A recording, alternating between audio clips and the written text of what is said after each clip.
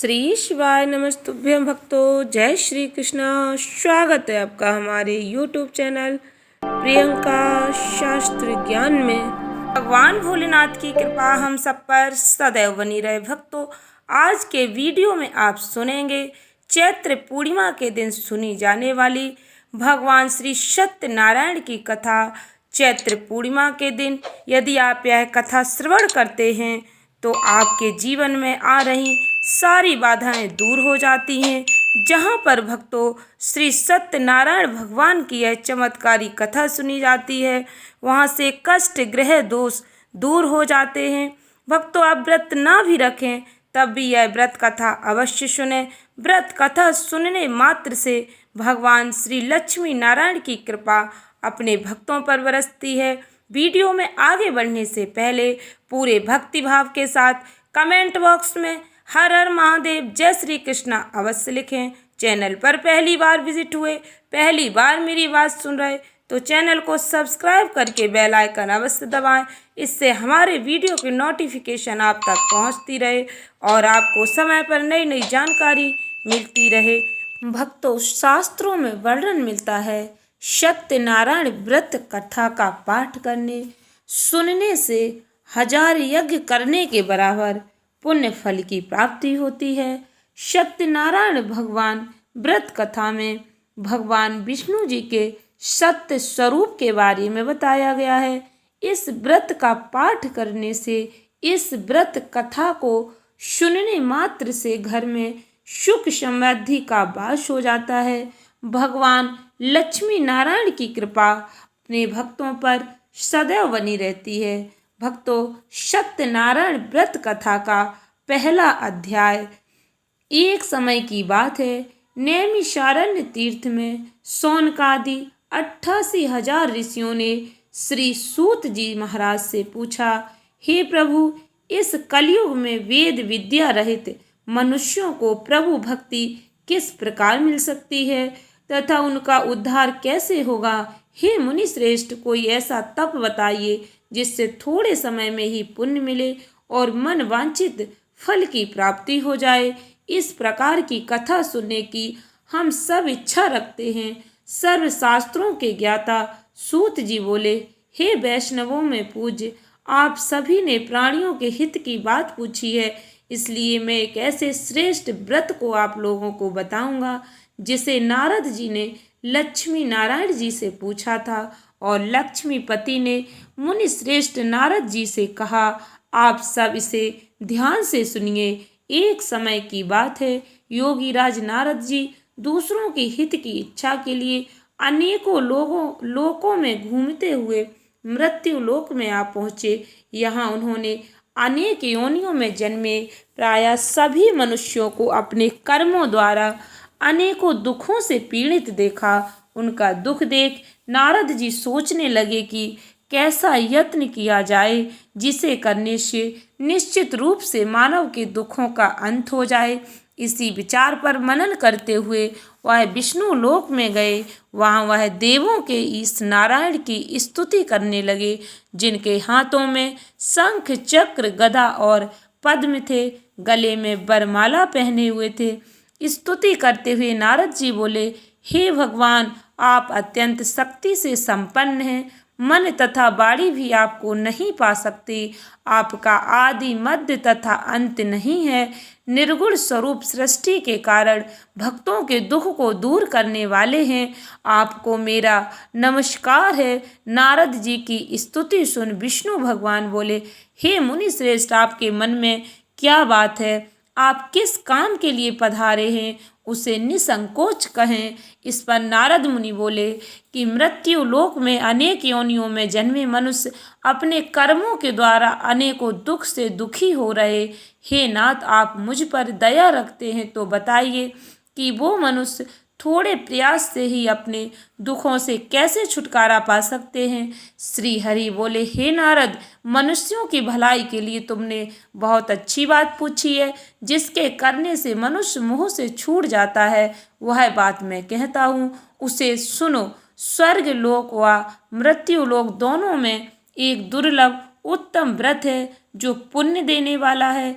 आज प्रेम बस होकर मैं उसे तुमसे कहता हूँ, श्री सत्यनारायण भगवान का यह व्रत अच्छी तरह विधान पूर्वक करके मनुष्य तुरंत ही यहाँ सुख भोग कर मरने पर भी मोक्ष पाता है। श्री हरि के वचन सुन नारद जी बोले कि उस व्रत का फल क्या है और उसका विधान क्या है, यह व्रत किसने किया था, इस व्रत को किस दिन करना चाहिए, सभी कुछ विस्तार से बताएं। नारद की बात सुनकर श्री हरि बोले, दुख व शोक को दूर करने वाला, यह सभी स्थानों पर विजय दिलाने वाला है। मानव को भक्ति और श्रद्धा के साथ शाम को श्री सत्यनारायण की पूजा धर्म परायण होकर ब्राह्मणों व बंधुओं के साथ करनी चाहिए।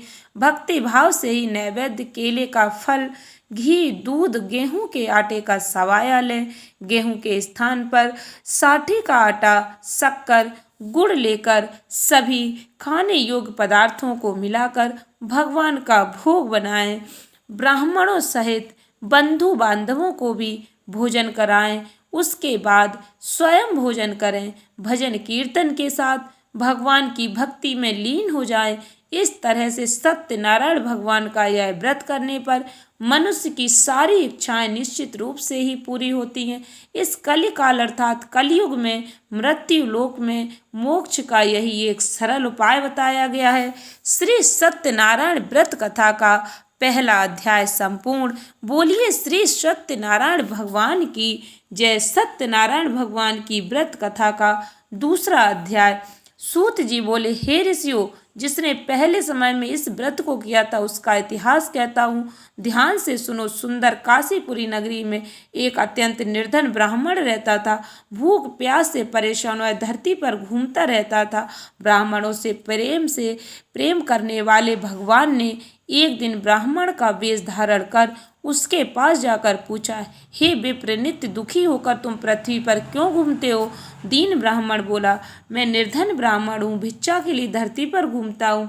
हे भगवान, यदि आप इसका कोई उपाय जानते हो तो बताइए। वृद्ध ब्राह्मण कहता है कि सत्यनारायण भगवान मनोवांछित फल देने वाले हैं, इसलिए तुम उनका पूजन करो। इसे करने से मनुष्य सभी दुखों से मुक्त हो जाता है। वृद्ध ब्राह्मण बनकर आए सत्यनारायण भगवान उस निर्धन ब्राह्मण को व्रत का सारा विधान बताकर अंतर ध्यान हो गए। ब्राह्मण मन ही मन सोचने लगा कि जिस व्रत को वृद्ध ब्राह्मण करने को कह गया है मैं उसे जरूर करूँगा। यह निश्चय करने के बाद उसे रात में नींद नहीं आई। वह सवेरे उठकर सत्यनारायण भगवान के व्रत का निश्चय कर भिक्षा के लिए चला गया। उस दिन निर्धन ब्राह्मण को भिक्षा में बहुत धन मिला, जिससे उसने बंधु बांधवों के साथ मिलकर श्री सत्यनारायण भगवान का व्रत संपन्न किया।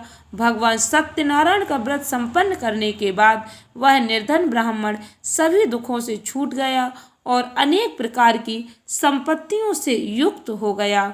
उसी समय से वह ब्राह्मण हर माह इस व्रत को करने लगा। इस तरह से सत्यनारायण भगवान के व्रत को जो मनुष्य करेगा वह सभी प्रकार के पापों से छूटकर मोक्ष को प्राप्त होगा। जो मनुष्य इस व्रत को करेगा वह सभी दुखों से मुक्त हो जाएगा। सूत जी बोले कि इस तरह से नारद जी ने नारायण जी से कहा, श्री सत्यनारायण व्रत को मैंने तुमसे कहा, हे विप्रो, मैं अब और क्या कहूँ? ऋषि बोले, हे मुनिवर, संसार में उस विप्र से सुनकर और किसने इस व्रत को किया, हम सब इस बात को सुनना चाहते हैं। इसके लिए हमारे मन में श्रद्धा का भाव है। सूत जी बोले, हे मुनियों, जिसने इस व्रत को किया है वे सब सुनो। एक समय वही विप्र धन व ऐश्वर्य के अनुसार अपने बंधु बांधवों के साथ इस व्रत को करने को तैयार हुआ। उसी समय एक लकड़ी बेचने वाला बूढ़ा आदमी आया और लकड़ियां बाहर रखकर अंदर ब्राह्मण के घर में गया। प्यास से दुखी हुआ लकड़हारा उनको व्रत करते देख विप्र को नमस्कार कर पूछने लगा कि आप यह क्या कर रहे? तो उन्होंने बताया कि व्रत कर रहा हूँ तथा इसे करने से क्या फल मिलेगा, कृपया मुझे भी बताएं। ब्राह्मण ने कहा, सब मनोकामनाओं को पूरा करने वाला सत्यनारायण भगवान का व्रत है। इनकी कृपा से ही मेरे घर में धन धान्य की वृद्धि हुई है। विप्र से सत्यनारायण व्रत के बारे में जानकर लकड़हारा बहुत प्रसन्न हुआ। चरणामृत लेकर प्रसाद खाने के बाद वह अपने घर गया। लकड़हारे ने अपने मन में संकल्प किया कि आज लकड़ी बेचने से जो धन मिलेगा उसी से श्री सत्यनारायण भगवान का उत्तम व्रत करूंगा। मन में इस विचार को ले बूढ़ा आदमी सिर पर लकड़ियां रख उस नगर में बेचने गया जहाँ धनी लोग ज्यादा रहते थे। उस नगर में उसे अपनी लकड़ियों का दाम पहले से 4 गुना अधिक मिलता है। बूढ़ा प्रसन्नता के साथ दाम लेकर केले, शक्कर, घी, दूध, दही, गेहूं का आटा ले और सत्यनारायण भगवान के व्रत की अन्य सामग्रियां लेकर अपने घर गया। वहां उसने अपने बंधु बांधवों को बुलाकर विधि विधान से सत्यनारायण भगवान का पूजन और व्रत किया। इस व्रत के प्रभाव से वह बूढ़ा लकड़हारा धन, पुत्र आदि से युक्त होकर संसार के समस्त सुख भोग कर अंत काल में वैकुंठ धाम चला गया। श्री सत्यनारायण व्रत कथा का दूसरा अध्याय संपूर्ण। बोलिए श्री सत्यनारायण भगवान की जय। सत्यनारायण भगवान की कथा का तीसरा अध्याय। सूत जी बोले, हे श्रेष्ठ मुनियों, अब आगे की कथा कहता हूँ। पहले समय में उल्कामुख नाम का एक बुद्धिमान राजा था। वह सत्य वक्ता और जितेंद्रिय था। प्रतिदिन देव स्थानों पर जाता और निर्धनों को धन देकर उनके कष्ट दूर करता था। उसकी पत्नी कमल के समान मुख वाली सती साध्वी थी। भद्रशिला नदी के तट पर उन दोनों ने श्री सत्यनारायण भगवान का व्रत किया। उसी समय साधु नाम का एक वैश्य आया। उसके पास व्यापार करने के लिए बहुत सा धन भी था। राजा को व्रत करते देखकर वह विनय के साथ पूछने लगा, हे राजन, भक्ति भाव से पूर्ण होकर आप यह क्या कर रहे हैं? मैं सुनने की इच्छा रखता हूँ, तो आप मुझे बताएं। राजा बोला, हे साधु, अपने बंधु बांधवों के साथ पुत्र आदि की प्राप्ति के लिए एक महाशक्तिमान श्री सत्यनारायण भगवान का व्रत व पूजन कर रहा हूँ। राजा के वचन सुन साधु आदर से बोला, हे राजन, मुझे इस व्रत का सारा विधान कहिए। आपके कथन अनुसार मैं भी इस व्रत को करूँगा। मेरी भी संतान नहीं और इस व्रत को करने से निश्चित रूप से मुझे संतान की प्राप्ति होगी। राजा से व्रत का सारा विधान सुन व्यापार से निवृत्त हुआ अपने घर गया। साधु वैश्य ने अपनी पत्नी को संतान देने वाले इस व्रत का वर्णन कह सुनाया और कहा कि जब मेरी संतान होगी तब मैं इस व्रत को करूँगा। साधु ने इस तरह के वचन अपनी पत्नी लीलावती से कहे। एक दिन लीलावती पति के साथ आनंदित हो सांसारिक धर्म में प्रवृत्त होकर सत्यनारायण भगवान की कृपा से गर्भवती हो गई। 10वें महीने में उसके गर्भ से एक सुंदर कन्या ने जन्म लिया। दिनों दिन वह ऐसे बढ़ने लगी जैसे कि शुक्ल पक्ष का चंद्रमा बढ़ता है।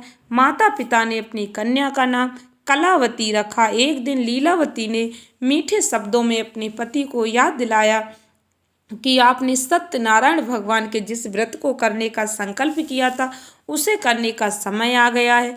आप इस व्रत को करिए। साधु बोला कि हे प्रिय, इस व्रत को मैं उसके विवाह पर करूँगा। इस प्रकार अपनी पत्नी को आश्वासन देकर वह नगर को चला गया। कलावती पिता के घर में रहकर वृद्धि को प्राप्त हुई, बड़ी हो गई।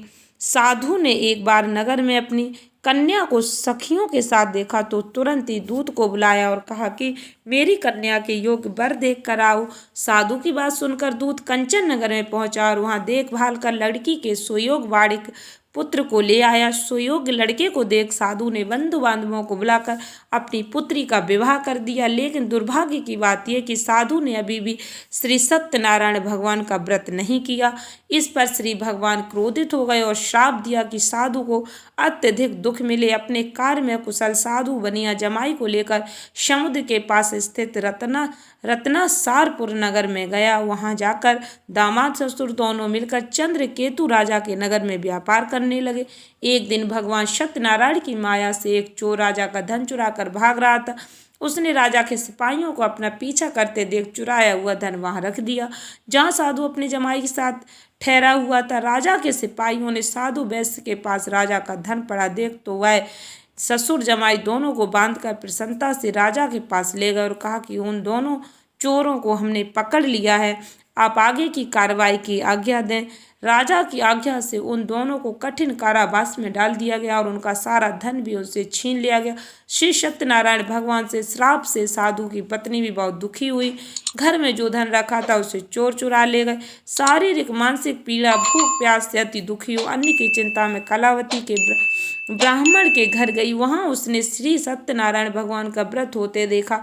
फिर कथा भी सुनी। वह प्रसाद ग्रहण कर रात को घर वापस आई। माता की कलावती से पूछा कि हे पुत्री, अब तक तुम कहाँ थी? तेरे मन में क्या है? कलावती ने अपनी माता से कहा, हे माता, मैंने एक ब्राह्मण के घर में श्री सत्यनारायण भगवान का व्रत देखा है। कन्या के वचन सुन लीलावती भगवान के पूजन की तैयारी करने लगी। लीलावती ने परिवार व बंधुओं सहित सत्यनारायण भगवान का पूजन किया और उनसे वर मांगा कि मेरे पति तथा जमाई शीघ्र घर आ जाएं।